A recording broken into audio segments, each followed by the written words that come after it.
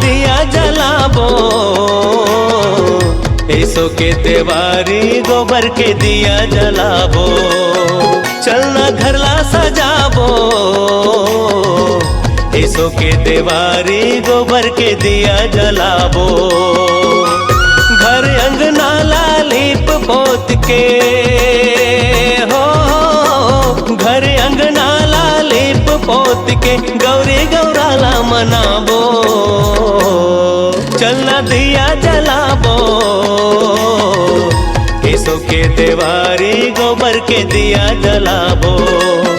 चलना घरला सजाबो,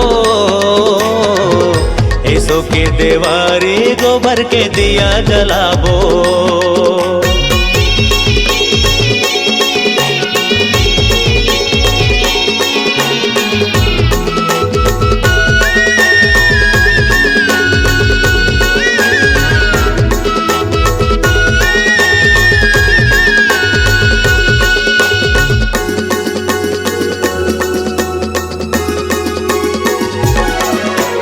गाय के गोबर बड़ गुणकारी, रोग राइला भगात है। घर अंगना में मुहबत रहते, देवारी में पूजे जाते।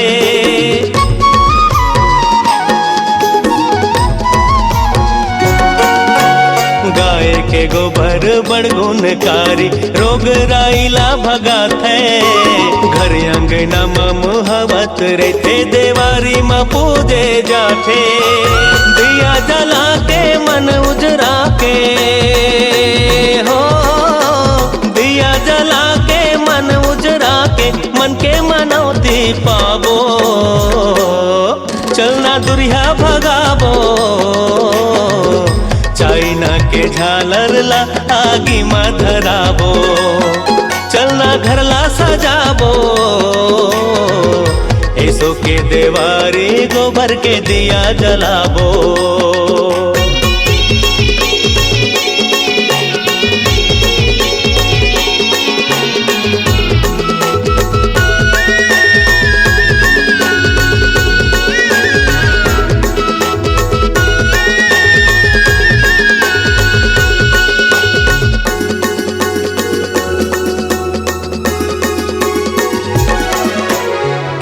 खार लहलावत रहते, गोबर के खातूला पाके। साग भात ममहवत रहते, पौष्टिक तत्व लपाके।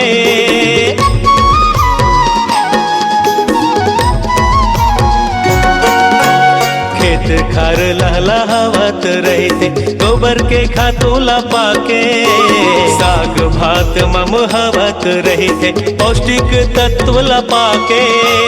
अन धन के भंडार ले भैया ओ, अन धन के भंडार ले भैया, माई कोठिला सजाबो।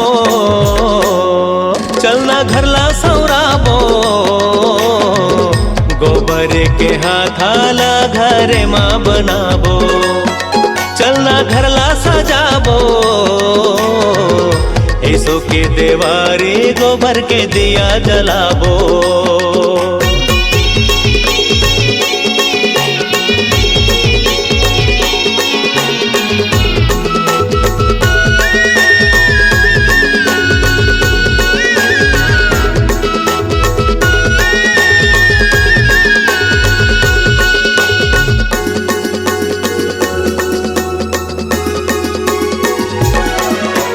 देशे के पैसा देशे में रही, गरीबी ला दुरिया भगाबो।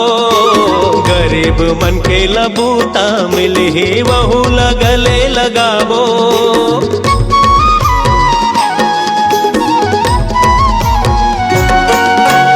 देशे के पैसा देशे में रही, गरीबी ला दुरिया भगाबो।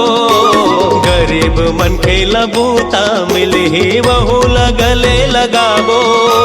नरवा गरवा घुरवा बारी हो, नरवा गरवा घुरवा बारी, योजना के लाभ ला पाबो। चलना जमुल बताबो, गोबर के महिमा ला सबोला सुनाबो। चलना घरला सजाबो, ऐसो के देवारी गोबर के दिया जलाबो। घर अंगना लीप पोत के हो, घर अंगना लीप पोत के गौरी गौराला मनाबो। चलना दिया जलाबो,